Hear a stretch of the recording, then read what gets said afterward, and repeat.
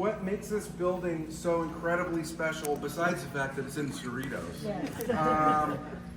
what makes this building so incredibly special, and I think you could tell when you walked into the lobby, it's this beautiful architecture, right? It's very inviting and welcoming. It's spacious. As you can see, there's a good view from your seats. But what makes this building really, really special and very unique in the world is everything you see in front of you, from the box seats to the seats on the floor itself, the ceilings, everything in this in front of you moves. It's a reconfigurable theater.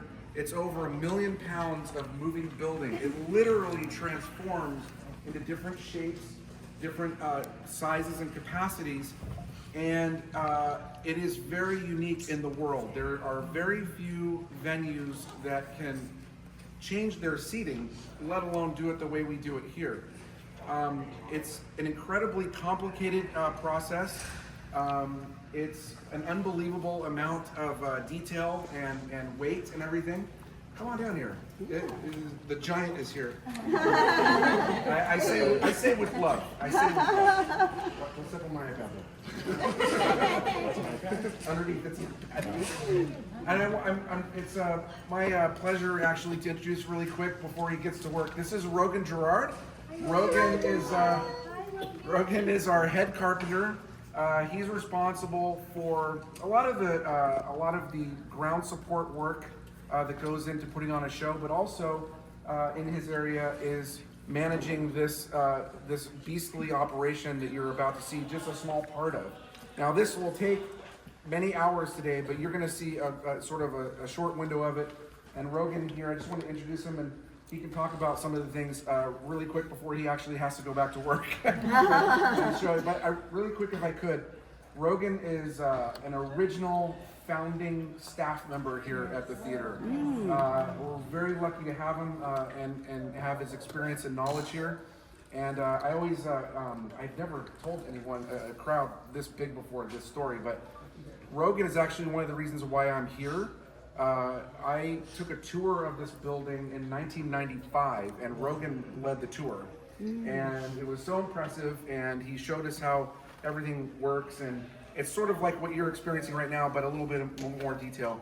And after seeing the building and sort of experiencing that, it was definitely in my stars to come work in Cerritos, and that was been my goal ever since. So thank you to Rogan for that. And with that, I just wanted to say if Rogan could just talk a little bit about what you're about to see, you can kind of get into some technical details and all of that.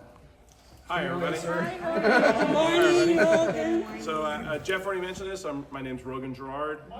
I was hired before the building opened in 1992. We opened January 13th, 1993 with Frank Sinatra. That was the start. That was what kicked us off. That was an impressive show to have Frank here to get us going. He was only doing private events at that point, special events. A little bit about the history of this place. When we first started here, there is no experience outside employees can have to operate this, because what you'll see today is unlike just about every other theater in the world. There is they call it a prototype theater in England called the Derngate Theater. It's a smaller moving facility, but the technology was first developed there, and then they expanded upon it here. And the concept behind this, even if Jeff mentioned this, is that land values are quite expensive. What traditionally has happened, and still sometimes happens, is you have to build several venues. You have to build one that's really good for rock concerts and big concerts. You have to build one that's really good for musicals and dance, and another for symphony and concert hall. So instead of doing that, how about you make a facility that can transform itself acoustically, physically, and the space to accommodate each one of those kinds of events, and not do it with cutting corners. Commonly, you probably heard like in schools, the auditorium is also a cafeteria.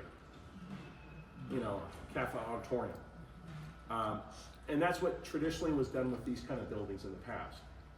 They would build they would build places that really never was one good theater. Had a lot of flaws, but this place, the incredible part about this, go ahead, Scott.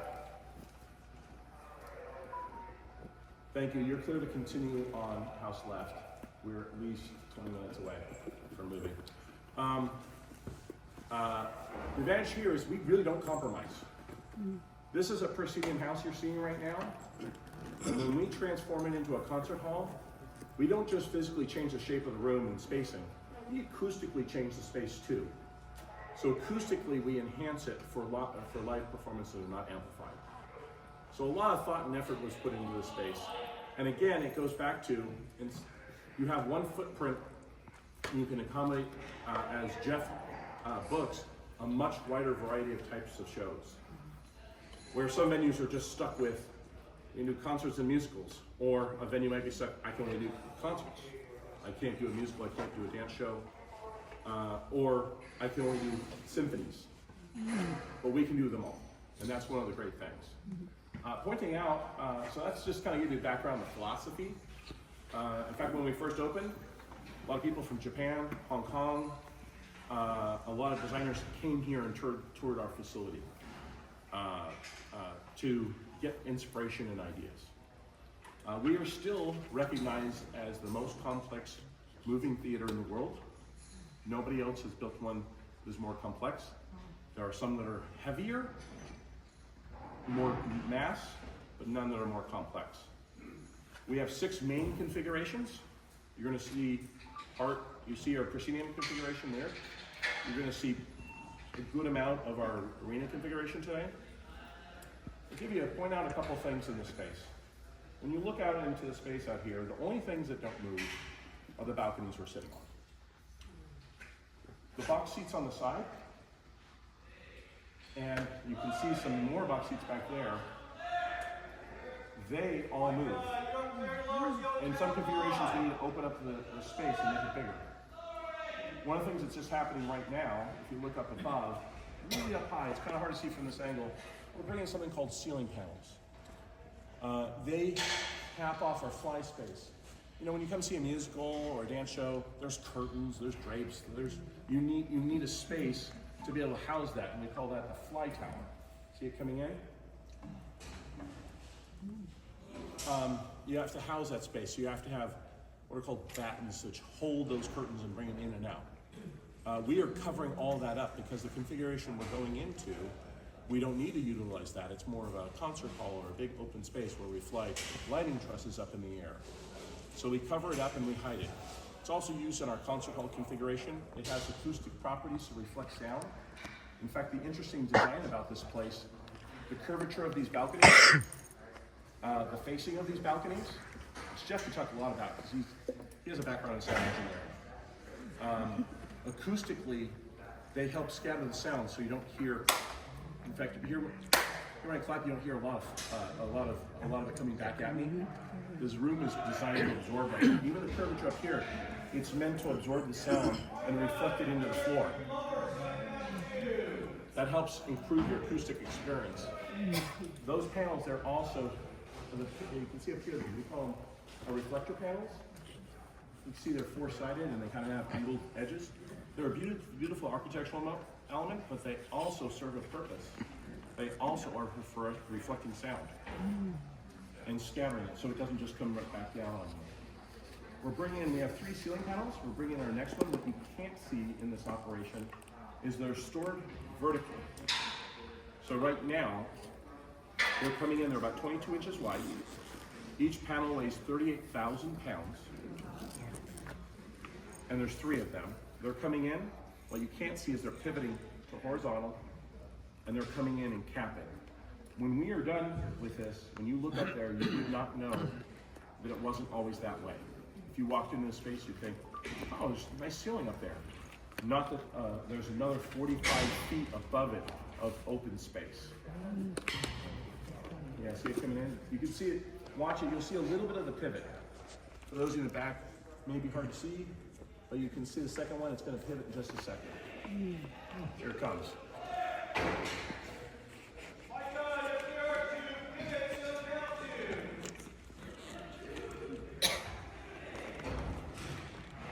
See it?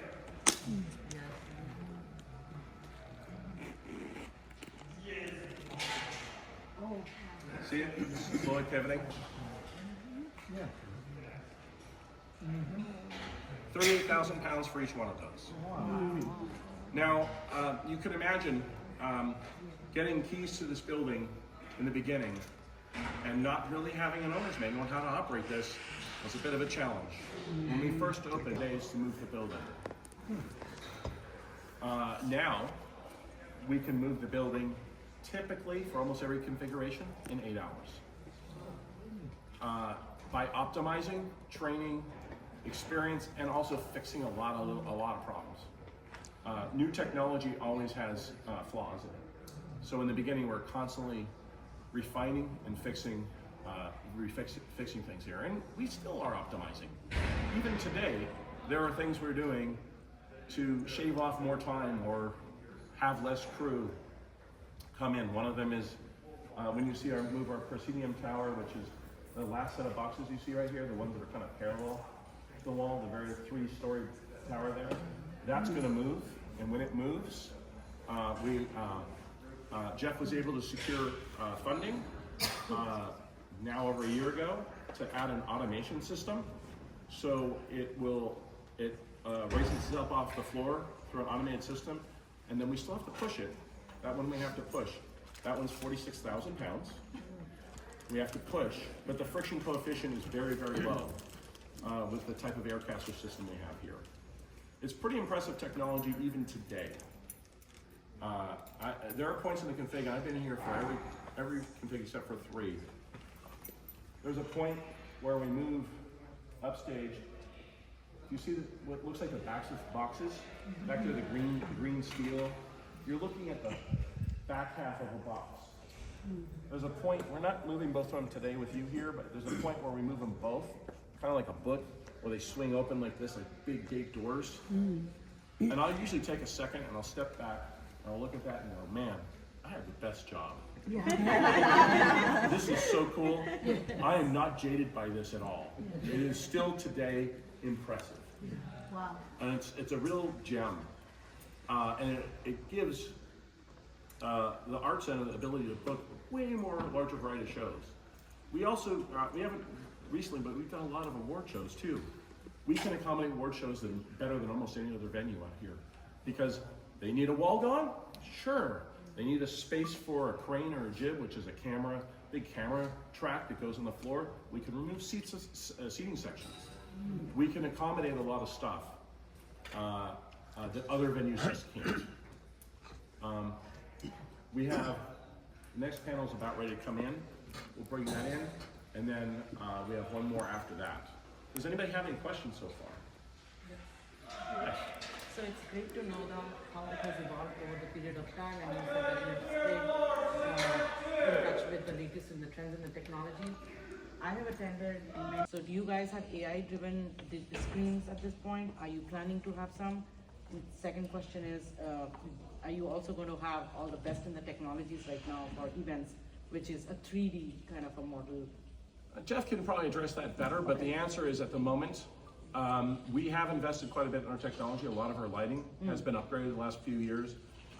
Jeff and the management team has been able to convince 3 members that are sitting here today over the course of years, the value in enhancing the experience of entertainment for our patrons.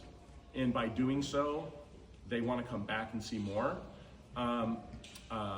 You were talking about what we call a video wall. Right now, we mostly work with screens. In fact, if you look right in front of here, these are each, I want to say in the $30,000 range. Yeah, each one of these projectors is around 30, there's 2 of them here, around $30,000. It is a very high, crisp projector. The trend is moving towards video walls. Yes. And 3D space. The problem, the technology exists, and we certainly can invest in that, but the show has to be ready to do it. Okay. So there's a lot of creativity when you have an event like that. So a production team has to design a show to accommodate that. I think in the coming years or decades, shows are going to be gravitating more towards that, and I'm sure we'll be evolving with that. As shows expand. But we do a lot. We do have a lot of high-end technology here. Any other questions? I have a question. My son went to OSHA down at Los Alamitos some 25 years ago or so. But do you have any tie-in with any of the public schools and have performing arts and expose them to all this wonderful stuff? No, Jeff might be able to talk about it. I heard we're trying to do something with Cerritos College. Yeah, Jeff and the management team are working on a connection with Cerritos College, which would be a really wonderful thing. We're a municipality. We're a government-run facility. Education is related to government. Why are we not helping build our next generation of technicians out there? Yeah, it's definitely, I know internally it's welcome. Because this is amazing. Thank you for the great explanation. Over here, yeah. May I suggest Los Angeles County High School of the Arts? Yes. Thank you for that. Yep. Yeah. And I also went there when I was in high school, 37 years ago. I was there the first year it started, and I soon found out the reason I got brought there, I was in Long Beach, I got brought there, was not so much to learn, but to actually provide the technical work at a high level. But I got a nice plaque for it, so Awesome. I was real happy. Any other questions? Yes.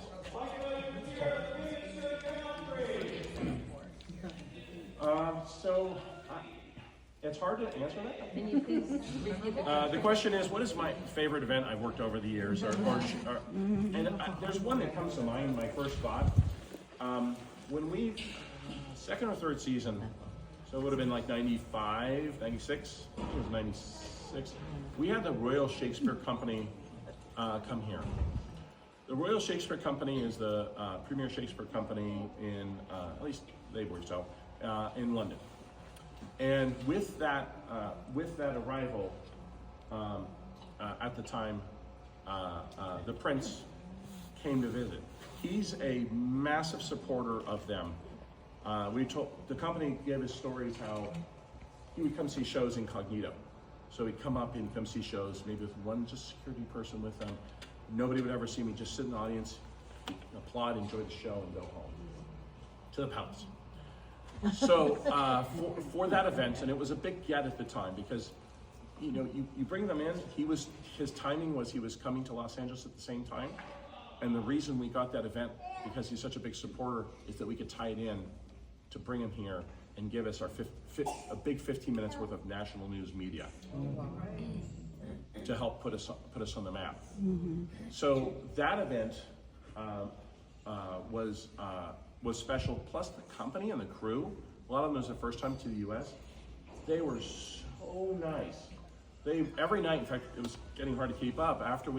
It was a week-long production to get it ready, to get it set up. And they wanted to go out. We were going to bars every night and playing shooting pool.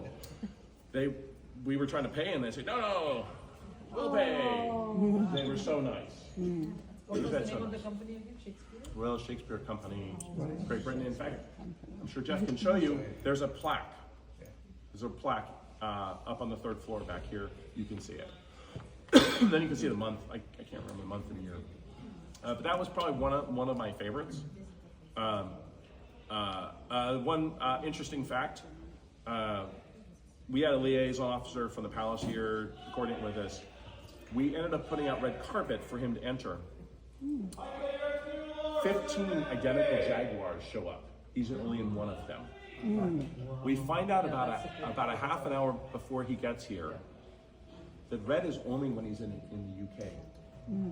Blue is what he's supposed to walk on when he's not in one of the United Kingdom countries. So we're like, talk to the protocol officer and go, what? We can't come up with blue carpet in a half an hour.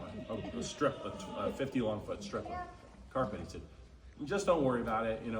It's fine. He's pretty casual. Oh, we're just about done, so I'll be leaving soon. He stepped out. He didn't even look down, but somehow he walked up just alongside of the edge of the carpet into the theater. Thank you, Micah. I think we're good. If you want to come down, tech staff will be moving on to Pro Tower Stage Left next. Pro Tower Stage Left, so wherever you are in the process of breaking apart towers, we can stop. Pro Tower Stage Left. But I have lots of those stories. Lots of those stories. Any last question before I go? Yes. Yeah. Is there a big giant warehouse? Because there are so much replacement parts, and then so much equipment that you abandon or set up. It's under Rogan's desk. Yeah, it is. There's some Jeff. There's some truth to that. My desk is notorious for having things that we need. Like some of the items, like let's say you have a whole bunch of the same light fixtures that people may want to buy because they're so unique. Yeah, a lot of the fixtures in our building are custom designed for our space. These torch chairs that are on the front of the boxes around the facility, custom made specific to our building. The answer is we do have an offsite storage at the corporate yard. We do not have enough storage. That's the one thing. The designers did a great job here. The one thing they didn't do, and every theater will say this, by the way, there's not enough storage space, but we're really short of this on storage space. Whenever we go to one configuration, we are stuffed to the gills. We don't have enough space. We have to truck stuff off site. So no, we don't have enough storage space, but we do have an outside storage over at the corporate yard. Was there any other questions? One last question. I'm always a number person. Can you remind us how much it cost us to have this beautiful performing arts center? In $1992, I believe we said that we spent $64,000 or $64 million.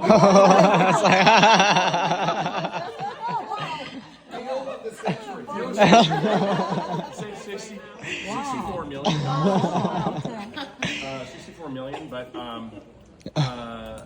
and it was through interesting thing with redevelopment. We got most of the money through trading some redevelopment dollars to other cities and getting cash for it. Very interesting. The real cost probably was closer to 68, but the advertised cost was 62 to 64 million dollars in 1992. Yeah, so it's all paid off. I should say it's paid off because I guess we got it from redevelopment. But you know, Jeff will talk about this more. But the real reason we are here, and if you don't know this story, is that when the developer wants to see an anchor. They want to see something that will draw crowds in. And the city committed to building this performing arts center. And then the developer said, I'll bring in this many big box stores, I'll bring in this many high-rise office buildings, I'll bring in the town center and a movie theater and a Walmart and so on and so forth. That is the trade-off. We are an economic engine for this whole area. Without us here, none of this would have been developed. None of it would have came to fruition. And ongoing, and the city council and their good judgment, and with Jeff and Robert, city manager's leadership, are putting together are working on a study right now. Be right there. A study right now to look at the economic impact that we bring. There was one done in 2001, and we brought in a lot more than what we subsidized back then, just in tax revenue. They looked at like a Friday night with a show and a Friday night without a show, and you know, how does that correlate? And then they also did surveys around businesses. I will tell you that the restaurants around here in the past have reached out to our box office to find out how well sold it is, and they staff and bring food in appropriate for that. The Sheraton is sold out all the time. Yes. It is sold out all the time. None of that would have happened without the city's foresight in building a place like this. So sometimes people argue, like, you know, the building's subsidized. Well, every city service is subsidized. This one at least is bringing economic revenue here locally, bringing people from out of state. We've had people out of country come to see shows here. But regionally, we bring a lot of people here. And Jeff is working really hard, and the leadership team is working really hard to bring even more. There's a lot of things that we were not doing great in the past, having to do with marketing. Jeff has been turning that around. We are starting to really get more in the market, and it's going to be really helpful. Hey, I'm sorry. Thank you for coming. Thank you all for coming. Get back to work. Yeah, I gotta get By the way, Jeff knows a lot about this config system. He helped move it too. So he's gonna give you a lot of great information. Thank you all. Yes. Let me re-ask the question for you for the crowd in a different way that will make more sense. But I know what you're getting at. The question is, I think the question you're getting at is how often do we move the building, right? And is it for a season or, whatever. So, when the building first opened, we were reconfiguring this room like once or twice a week. It would be, we'd schedule a show, we would change the building around for that show, and then another show would be coming in a few days later, and we changed the building around to suit that show. It was a massive operation in the early days. Over the years, we've refined that, and what we do now is we try to reconfigure the space and leave it in that configuration for a month or maybe 2 months. And then we try to book around that schedule of the room, right? That's where my job gets very interesting because we deal with a lot of artist agents when we bring them in, and I get in a lot of long conversations and sometimes arguments where they want to come into the 1,800 seat room, and I'm like, you don't understand. That room isn't available. It doesn't exist when you're coming in October, right? So it really comes down to organizing and negotiating a schedule on a show-by-show basis to make sure that we're able to accommodate that show in the space. The truth is, with some shows, let's take Boys to Men. I'm sorry if you don't have tickets. Sorry. Started booking. Sorry. Let's take Boys to Men. Boys to Men would only come and play here if we were in our 1,800 seat configuration of large arena. They would not play this room as you see it right now. This is 1,400 seats. It's not big enough. So in fact, 1,800 seats is pushing it. That's probably the least amount of seats that they'll play. So we really have to be mindful about how we're organizing and scheduling everything. Really quick, so you're gonna see the floor. So there's, yeah.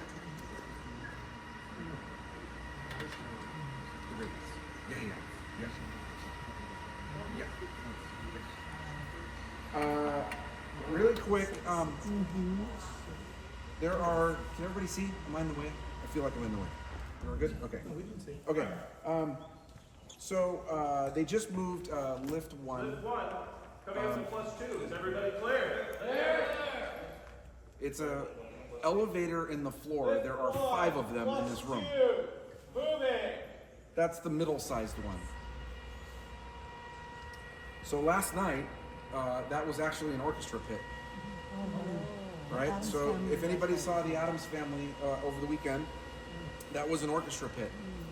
When we're not using an orchestra pit, there's actually seats on there, and it's the first 4 rows of the Lyric Theater configuration. So what they're doing right now is they're resetting it so that they can start moving the towers around the room. Really quick, going back to programming, Sophia just asked a question. So the way the programming in this building works is we're what's known in the industry as a roadhouse, right? So we purchase shows on behalf of the city, and we present those shows. So we're what you call an in-house promoter and also the venue. So some venues will do, they're just a straight rental house where a promoter will come in, they'll rent the theater, and they will promote a show in that space. some venues are producing houses. Our good friends in La Mirada, I'll say our competitors, but not really, because they're a different model. They are a producing house. So most of the shows that you see at La Mirada, they produce those in-house with a partner, a producing partner, and then they have some single ticket events, which are, special concerts and one-offs and some rentals and things like that. We don't produce anything here. Producing takes a long time to establish. Anyone familiar with South Coast Repertory?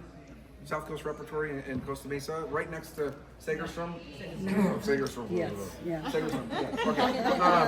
Okay. I'm sorry, I felt dirty saying that. I'm just kidding.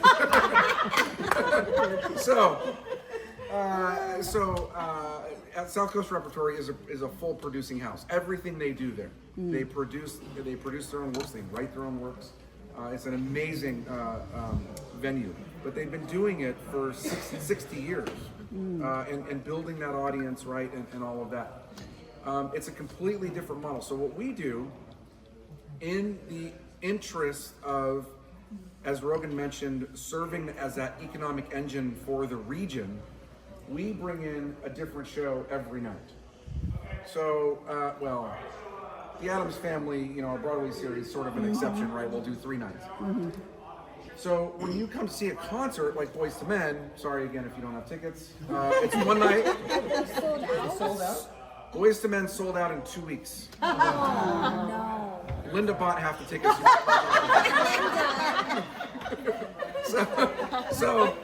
But one of the interesting things one of the challenges that poses when we do that is we need to protect the interests of Cerritos when we present some of these artists.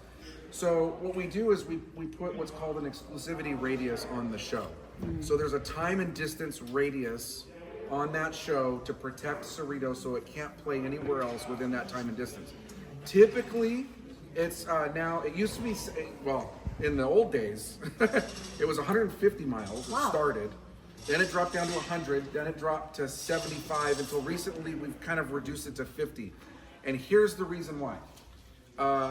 Within 35 miles of this building, there are 8 million people. Yep. I only need 1,400 of them to show up. So we are very strategic about what we exclude and allow within our radius. So, for example, if Boyz II Men says, hey, we want to play, now that one has a 75-mile limit on it. But if they said, hey, we want to play the Soraya, which is at Cal State Northridge, beautiful venue. We want to play the Soraya, and that's within our 75-mile radius. I would say, no problem. 1, we're sold out, but 2, they're far enough away. They might as well be on the moon over there, right? So what we do is we generally, and Chris is pretty good about this. I'm going to introduce him in a minute, but Chris and I focus on, basically we'll say anything that's LA proper and north, Cerritos doesn't care about. We care about west, we care about east, and we care about south. That's where we're pulling. So if you were to look at a heat map of where we're selling tickets, that's the areas that we're focused on. And an incredibly diverse population within that 35-mile footprint, which is why we have sort of diverse programming. We try to bring in as many people as we can. And we also focus on very high-quality shows. So, but they are protected. They do have a radius, and that's to protect Cerritos' interests so we can really maximize and capitalize on the ticket sales and the patronage of the venue. As Rogan mentioned before, we are a very, very powerful component in the Cerritos economic engine. That's true. The economic impact study that we're going to be doing very soon, we're looking forward to seeing what those current numbers are. And that really helps us make informed decisions, right, on how to program, how to schedule, and what we should be focused on to not only maximize the direct revenue that we bring into the city, but the ancillary revenues that nobody can see, right? We don't feel it, but every time the hotel books a room, the city's getting a percentage of that. Every time Walmart sells a greeting card or some non-grocery item, we get a percentage of that. And the more people we bring here, right, the more we impact that, and that's why we're part of the economic engine. It's very hard to conceptualize for a lot of people, but that's sort of what we're doing. And if you look at all the studies out in the recent years, it's proven that arts and entertainment has a huge impact on economies. Really quick, I want to shift over to what they're doing right now. You heard a snap a few minutes ago, or a minute ago. Mm-hmm. That snap was a set of hooks underneath that tower that they're surrounding right now. It's called the Pro Tower. It's 3 boxes tall, 1 box wide. It's sort of like a semi-truck fully loaded standing up on end. Wow. What's happening is it's hooked into the floor. They unhooked it, and those hooks are there for seismic restraints because we live in earthquake country. So those hooks make sure that the tower is stable and won't fall over. And what they're doing right now is it's called airing it up. And they're communicating right now. And what's going to happen is it's slowly going to lift off the ground on a cushion of air, sort of like a hovercraft. Wow. And it becomes very easy to just slide right across the floor. And you hear that? Yep. And it's quiet. Like it's gonna take off. I know. How far off the ground does it go? Great question. It goes about a ½ inch off the floor. If it reaches 2 inches off the floor, we got a problem. Yes. So what you're seeing is the folks that are standing there, they're getting ready to physically push the building across the floor. That section of building and its counterpart on the other side are the only large, heavy seating structures that require people power to actually physically move. Why are the two guys laying there? Great question. So Rogan briefly talked about an auto leveling system that would install it. Underneath the tower, there's 6 air casters. They're very large. They're about 3 feet in diameter. And you can imagine with air going through a system and different changes, those casters move up and down, and it causes the tower to wobble, right? Or possibly lean or do different things. It's extremely difficult to control without computer assistance. When the building first opened, there was no such technology, auto leveling technology. It was very, there's logic circuitry, I'll get into that later. But there was nothing to maintain a safe leveling other than the people laying on the floor eyeballing it. And so they're constantly communicating. You can hear them talking. They're constantly communicating. You know, right front's on the floor, left front is at 1/4 inch, and that is telling Rogan how to adjust the air flow to each of the corners of the tower to make sure it's level before they move it so it's safe. The auto leveling system that City Council so wisely invested in last year seeks to eliminate that visual process and sort of take the human factor out of it so it really becomes a lot more stable and controlled. And it does that through laser measurements that then goes into a computer that then regulates the airflow rather than doing it by hand, which is the way we've been doing it for 30 years. There are, I think, I could be wrong, Steve will yell at me if I'm wrong. Steve's up there. I think there are still, with the city, 3...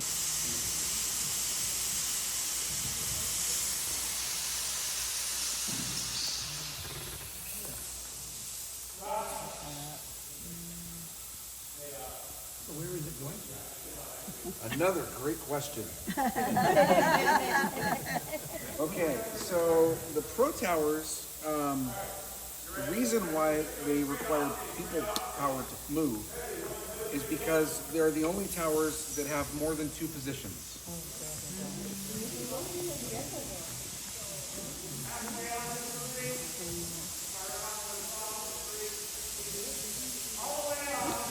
They have 3 positions each, depending on the configuration.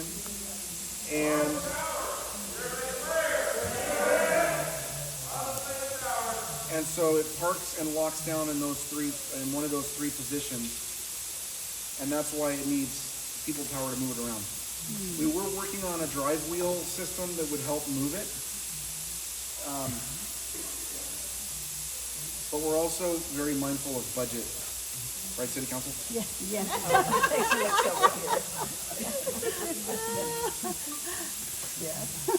Yes. Jennifer, yeah. No pressure, no pressure. So it takes, Rogan alluded to this earlier when he said it takes about 8 hours to change the room around. That is true. However, there's another element to that that's often not really thought about. When you're looking at the stage right now, can anybody tell me what you're not seeing? What's missing from this view? Speakers? Anything else? Lighting? Go ahead, voice to man. Too soon. Yeah, the drapes, okay, so all of the production elements that go into actually putting on a show are missing right now, right?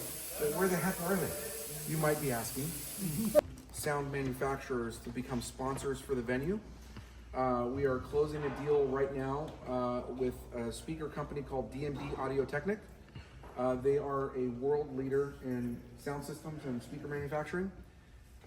They are going to become a CCPA sponsor, and they're going to be bringing in here. It's amazing. They're bringing in a sound system that's worth about $1.5 million.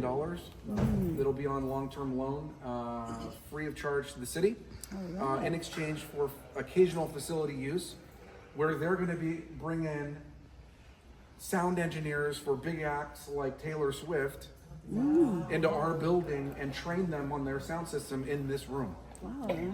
It's a very good deal for Cerritos. We're getting that deal done as we speak. Last year, the City Council authorized what appeared at the time to be a very sizable purchase for soundboards, sound control consoles, 2 of them. Digico also became a sponsor, but wait, how do we authorize a purchase for consoles if they're a sponsor? Jeff, I don't understand that. Why are we spending money? That was a conversation that happened.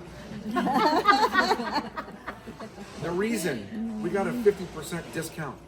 Oh, okay. So instead of spending $500,000, we spent $250,000. That's a good. And we got cutting edge technology to replace consoles that were part of another sponsorship on their way out. So we are constantly trying to find very creative ways to save money, but also provide the best possible experience that we can here. This room, as you can see, it's a beautiful room. Along with its beauty, we have to have that really great technology, right? Otherwise, people are going to be, they can't hear or they can't see, they're not coming back. So we take that very seriously, and we work on that for every show. We don't always control the sound and the lights. As you can imagine, a show that's on tour, they're going to bring their own people to do that. So usually our department heads, so Rogan, as I said, is the head carpenter. His colleagues, JP is head lighting, John Bullock is head audio. They stand behind the tour crews with baseball bats and threaten them to make sure that they provide a good show.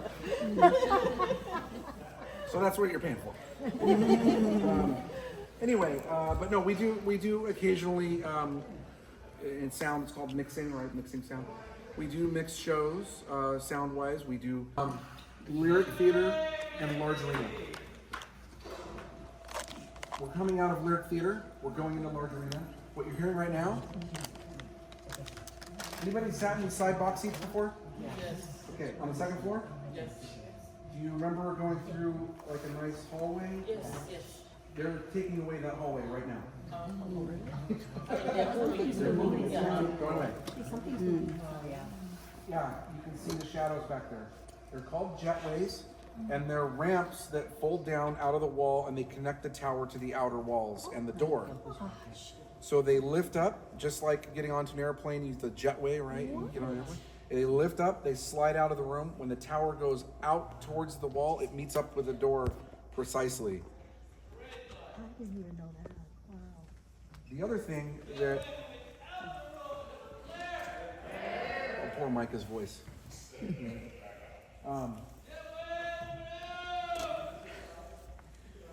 You'll notice as they go through these motions, you're hearing, you know, everyone clear, and then everyone. So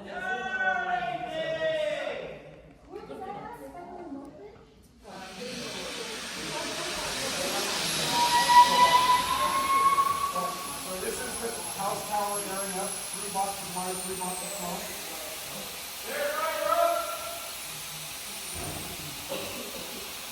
Actually, we're gonna go over to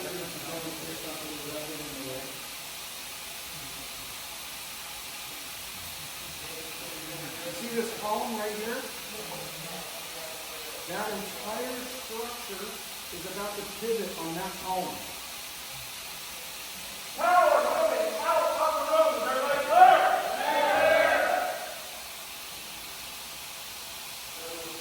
See they're looking around with flashlights, making sure everything's fine.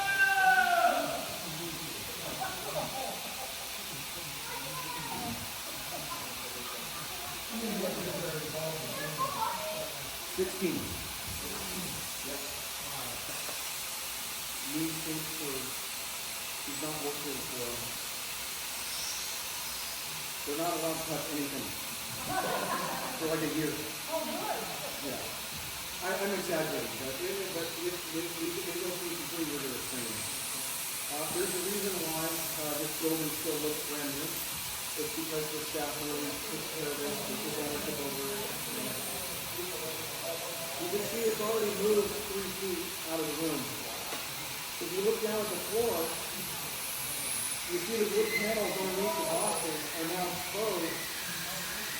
And look at that, there's another elevator underneath it.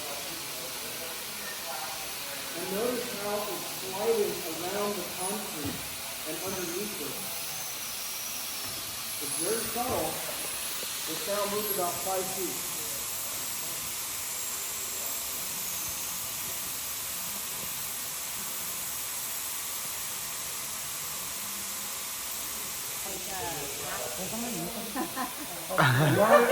I'm not at liberty.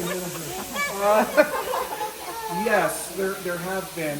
It's rare. It's very rare, and I'll tell you why. The question is, has there ever been a collision or, damage to the building? Phase in that Pro Tower modification would be a drive system to help move it.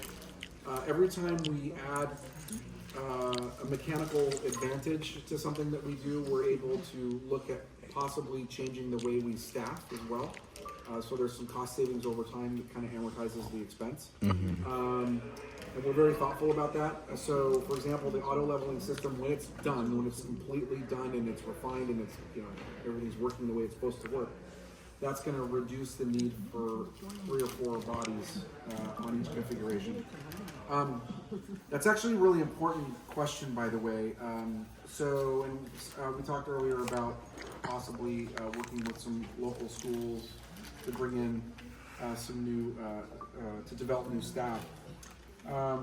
Like many industries, the entertainment industry, the live entertainment industry, which is what we do, the stage crew area is getting thinner and thinner by the day in terms of available, experienced people. The pandemic had really what can only be said is a catastrophic impact onto our industry. When we were all closed, every theater was closed, nobody, people went out and started doing other things. It really, really put us back, I'm guessing at least a decade, industry-wide. I'm happy to report through one of our sponsorships with Digico, I mentioned the consoles before. Part of that sponsorship is, and I'm thank you for bringing this up because I meant to come back to this. part of that sponsorship is Digico is going to work with us to develop a sound engineering internship program where we can bring in local area students and sort of teach them, you know, hey, this is what sound mixing is or sound engineering and how to build a sound system and, you know, how do you mic a stage and then you're all saying, Jeff, what are you talking about, miking a stage? What's going on? So there's so much effort that goes into putting on a show, from the stage crew all the way through the front of house and administration. So, Nicola, is she still here? Nicole? She left. She was bored. That's okay. She was sitting there. Okay. So, Nicole and her team who helped put together the refreshments for you this morning, right? She's part of the patron services division. Whereas Steve's group, the operations and security division, runs the stage and security and facility ops. All of these people have an integral part in everything that we do, right? So there's the patron services who have that sort of that customer service interface, right? That would be from buying your ticket to collecting that ticket at the door, to helping you find your seat, running our volunteer program. We have 150 volunteers here to help us with ushering. Yeah, it's exactly correct. And so, and also part of that is our special events team, and they help us with facility rentals. Not only in this room, we have a ballroom, as you know, called the Sierra Room. By the way, the Sierra Room is also multi-configurable. Nobody knows that. But it is also multi-configurable. So we can do small theatrical events in there as well. We also have ancillary spaces all over the building, so that events team helps to rent out the building and plan city events and things like that. And then all the way to the stage crew, which is what you see here. What's so unique about the stage crew here is what they're doing right now. No other stage crew, or very limited stage crews throughout the world, have to worry about moving a building. That's what they're doing. Oh yeah. 2 weeks ago? Two weeks ago, we ended our high school prom season. Huh? High school prom? What are you talking about? Well, you might have noticed we didn't have shows for a few weeks, and that's because we were hosting high school proms. This entire room was one giant flat floor, and it was a giant dance floor with a DJ at one end, big light show. There's Nicole. Hi, sorry. No, it's okay. I was helping somebody out and give you the information. No. Moana, they want to bring their Thank you, Nicole, for the snack. Yeah, we were just bragging about you. That's all. Oh, thank you. Nicole runs everything, actually. So we had a high school prom in here. They rent out the whole building. They do dance in here, and then they have dinner in the lobby, and then they have like a game room in the Sierra room. It could be like a video arcade, sort of like a small Dave & Buster's kind of thing. They also have casino night, not real money. It's not real gambling. It's all fake. And we partner with another sponsor, Peg Leg Entertainment. Peg Leg provides us a very generous annual contribution of $15,000, and they rent out the room, the entire building, for it's like 5 weekends, and they pay us a lot of money, a lot. So, I'm not at liberty to say, but I will tell you it is some of the largest profit margins we see out here. We're glad to hear Yeah. that. High school promos. Yeah. That's all we need to hear about. You make Councilmember Hong very happy. Yes. Also, Voice to Men has a profit margin. Yeah, you bet. You want to start volunteering for Voice to Men? I want to volunteer too. Okay. Well, you can talk to Nicole about volunteering. I have nothing to do with it. Yes. Oh, that is such a great question. I'm really glad you asked that question. Okay, So the question is about programming. Will we ever have something like the musical Hamilton come here? First of all, I'm pleased to announce, if you didn't know, Leslie Odom Jr. is playing here in August. You didn't get you. Oh, August never mind. 13th. I thought that was before Jennifer you taking return it from personally. Broadway, So stupid. Why couldn't you? rejoin the cast of Hamilton. He's playing here. So come see that show. That is not sold out yet, unlike Boyz II Men. Buy a ticket now. It's going quick. Okay. What's that? Nicole, go get the iPad. So the question is, will we be able to bring Hamilton?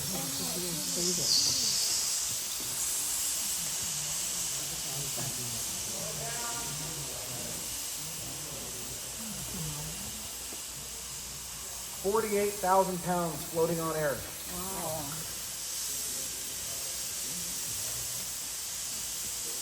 Doing good, everybody?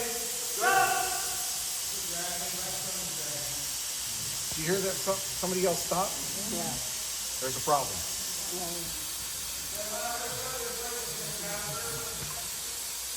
And now they're working it out.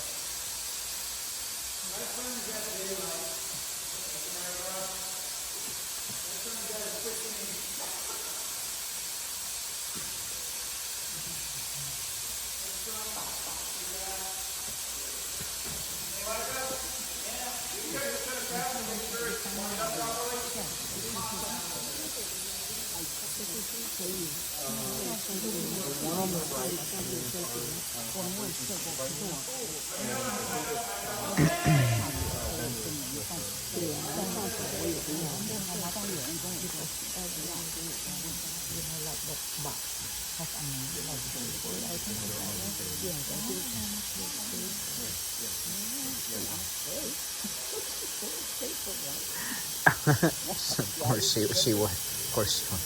By the way, while we're working this out, if you look over to the left, you see the lights that are on behind those boxes? Those are not on during the show. So, and I mention that because this building, when the move is complete and everything is reassembled and put together, and you walk into this room the next day and it's a different configuration, you can't tell where the bits and pieces move because the lights are off. It's all hidden. So just like putting on a show, we're also very theatrical about the patron experience, about what you can and can't see when you're here. So all those lights shut off, and it's just like it just kind of floats into nothingness in the background.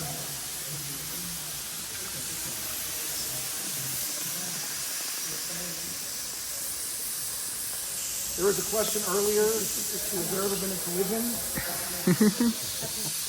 If there was going to be one, it would be happening right now.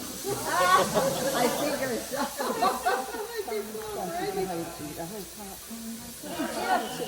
Not that I've ever seen that. Yeah.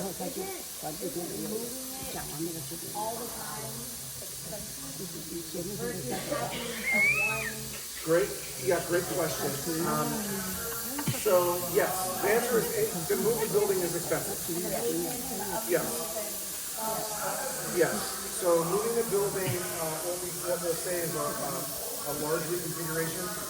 The expense is somewhere between $15,000 and $20,000 one way, which is why we only do it once every month or two, and we schedule it. And we amortize that cost and we bake it into our expense and revenue streams. It is. That's why we don't do it twice a week anymore. Because it's too expensive. There's need of space. So think about this. If we wanted to have, there's 6 configurations. Smallest seating capacity is 900, goes all the way up to 2,000. If we wanted to build those 6 venues, this building would be 6 times the size it is right here. Plus, right? Massive front-end expense to build a building, or multiple buildings and multiple venues. So the idea was, how do you get 6 venues into a small footprint? That was the concept. So over time, we've had to figure out economically and budget-wise, how do you deal with that, right? Like, how do we figure this into our operation? That's why you will notice on our calendar, we're always in large arena August, September, part of October, then we go into Lyric for October, November, back into large arena for December, because December is like ATM machine. And then January is a little tricky. Sometimes we stay in it longer, depending on what's going on and the artists are coming in. And then we go back into Lyric for a few months. Then we do a prom configuration and some other things. So we really bake it in, we try to bake it into at least be, if not completely, fully offset by the revenue side.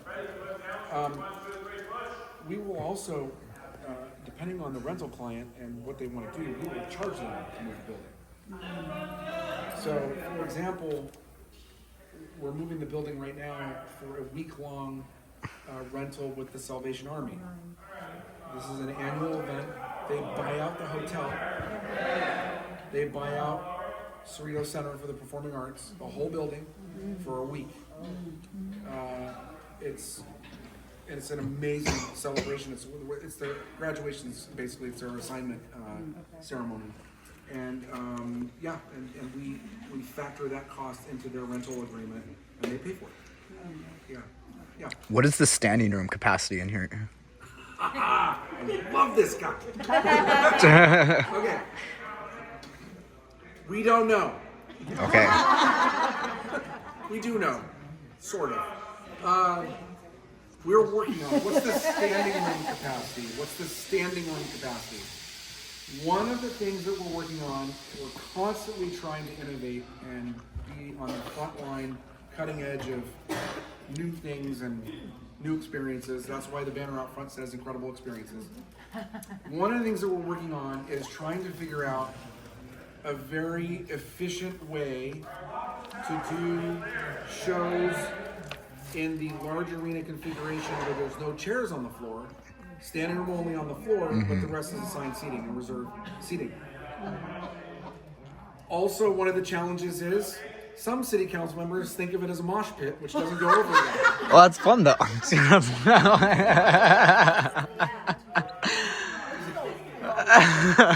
So, but we are working on it. Okay. It's in fact, Steve and I have been working on this for a while. We're trying to come up with a way we can actually do that, and it also has to be the right show, right? Like, we don't want to do, Johnny Mathis standing room only. Well, so I mean, like personally, I'm into a lot of EDM. I don't think we really ever have EDM shows here, but that's why I'm asking. Because That's my. I'm paying attention now. you're like, no. Yes. Can we get like cascade or something? Yes, Fisher in here. That'd be so sick. And also, I'd like to add, I will be putting 2 bars in the room for that. Yes. Okay. Sorry, Council. Like, okay. Oh, by the way, the tower's done moving. Now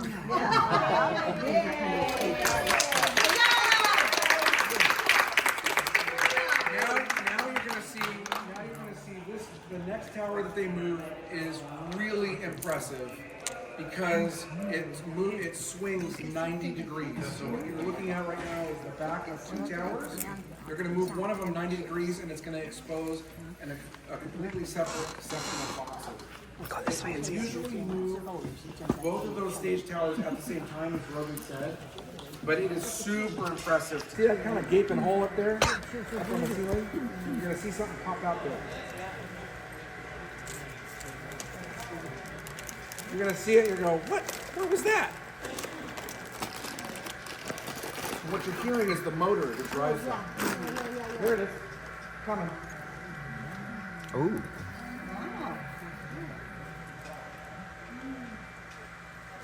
The folding capital. That was recent. I'll talk about that too. There it is. Then there's another, so you saw where that popped up. See that there's another gap? Yeah. The next sort of protrusion coming out is the sliding capital that slides and covers that hole. So when it's all done, you can see the finished ceiling now. You can see all of that's finished and the finished architecture all around. It looks like a complete room. It was built that way. Okay, season brochure, very expensive.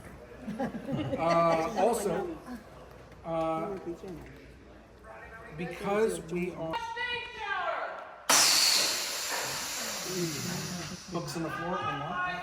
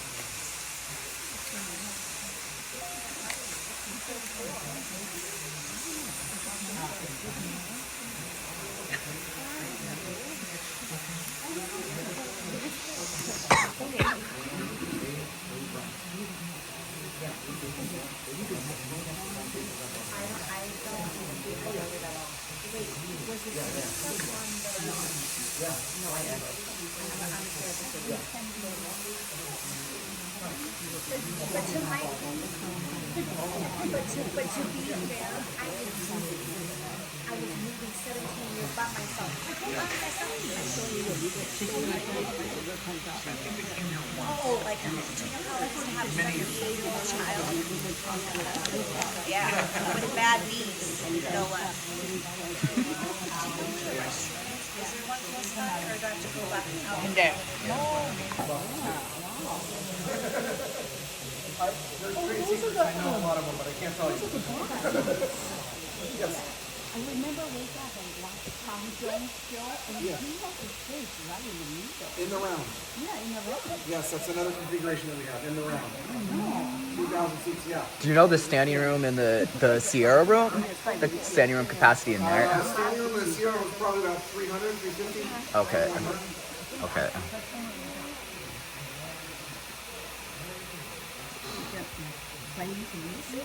So you guys can see what's going on here. That giant seating tower is 4 stories tall. It's swinging on 3 giant hinges on the wall. You'll notice the ropes on the side that it's about to cover up. Those are the ropes that Rogan was talking about before that run the curtains and the battens over in the fly tower that are now covered up. Because we don't need them. But then you might say, but Jack, how do you hang lights in large arenas? Well, as I mentioned before, we do a lot of overhead rigging and we have lighting trusses, flown speaker arrays, flown video screens and things like that. Yeah. Ooh, great question. What's the air pressure? What's the air pressure? It's 120 PSI. Hold on, Steve's gonna yell out. 120 PSI to the regulator. Each caster runs anywhere between 15 and 25 pounds. There you go. But the next question you need to ask, what's the CFM, the cubic feet per minute? How much volume of air is in that pressure? 500? 400? 500? I think we push between 200 and 250 cubic feet per minute. I only double it. No, the entire system. So out on the loading dock, which is over on this side, there are 3 gigantic air compressors, 2 very large tanks, and some things called air dryers that keeps the air free from moisture, which will damage the system. You can kind of see on the back of the tower, there's over the archway, a yellow, it looks like a fire hose. That's the air supply. Air supply. Here, you know, air supply. Those are boxes for 102 and 100. 102, 104, 106, 108, 110. Right? Did I get that right?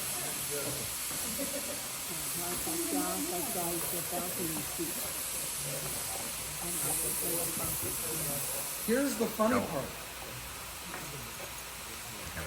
You see where it's exposing more boxes in the back of the room. Yeah. That's where we go into the lounge, which we don't do very often. But that tower, here's yeah. When you go inside the box? Now what happens when all these towers line up, they connect with each other. And when the rear tower, which is in the back over there, comes in and connects, on the second and third floors you can run laps in the room. I don't recommend it, but you can run laps. Yeah.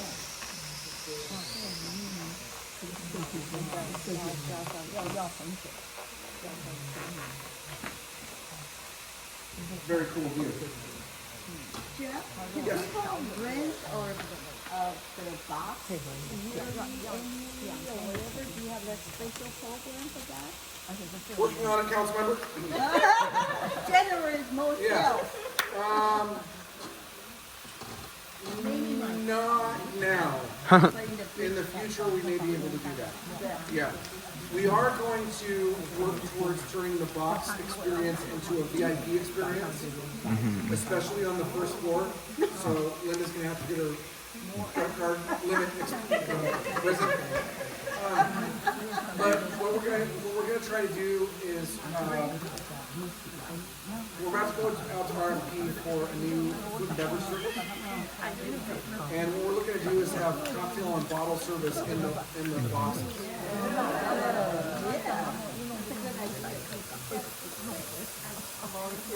I know.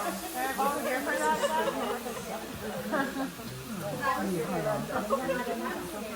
Yeah. That is a great question.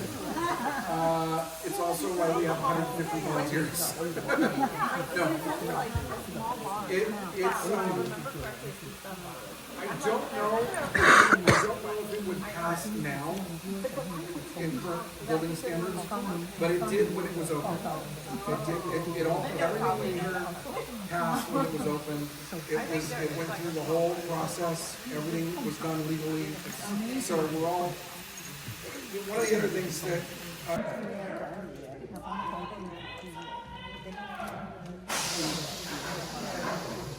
That's so cool.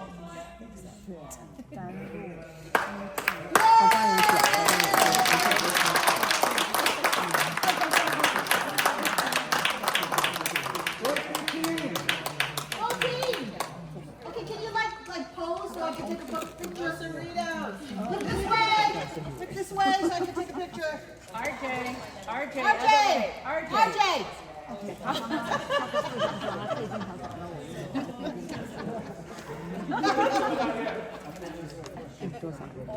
Actually, we couldn't do this without all of these people. Years of training to get to this point. I know. Woo! Thank you. really quick, they're taking a break, so that means I get to talk more.